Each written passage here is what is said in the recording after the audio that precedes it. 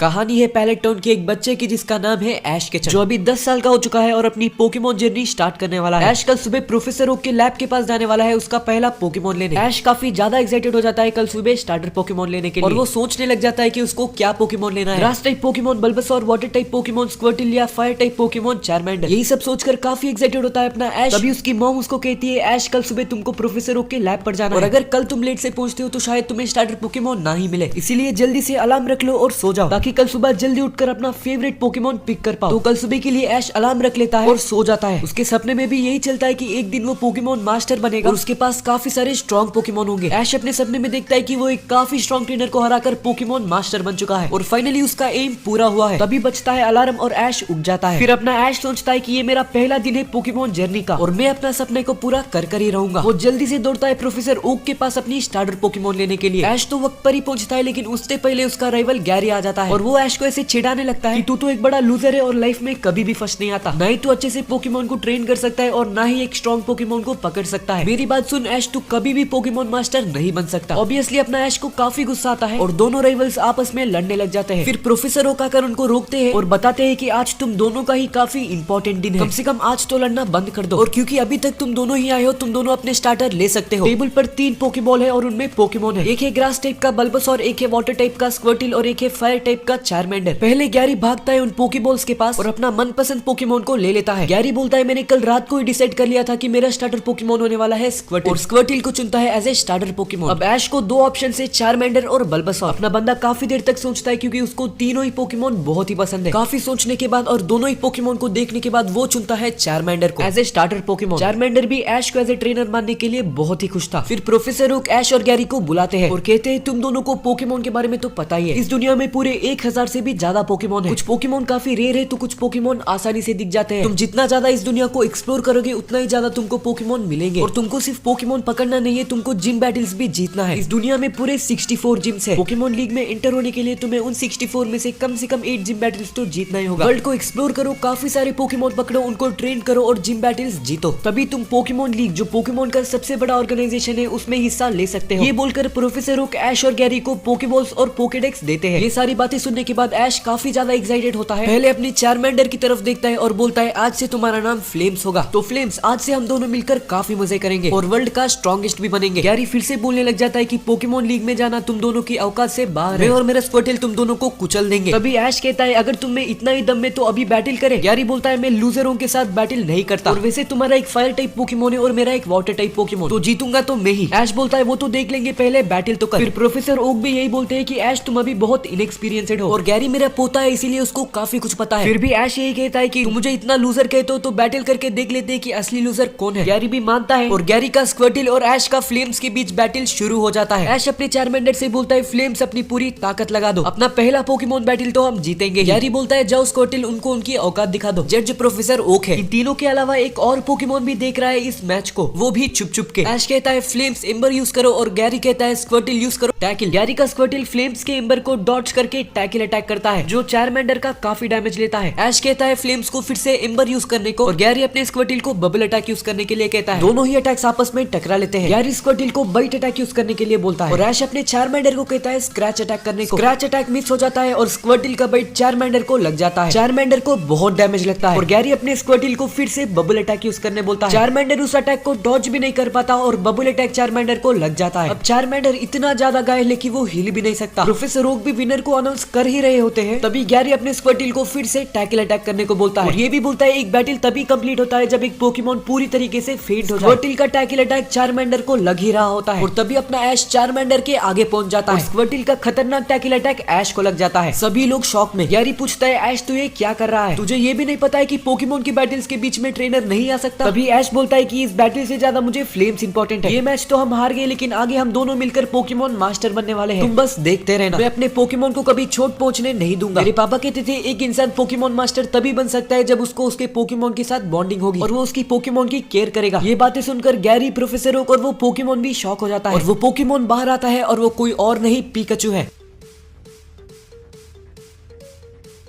तो गाइस ये है पोकेमोन एलीट जर्नी सीरीज का पहला एपिसोड। होप करता हूँ आपको ये एपिसोड पसंद आया होगा। मैं आगे भी इस सीरीज के एपिसोड बनाने वाला हूँ। इस सीरीज का एक भी एपिसोड मिस ना होने के लिए चैनल को सब्सक्राइब कर लेना। बाकी मैं मिलता हूँ अगले वीडियो में। Bye bye.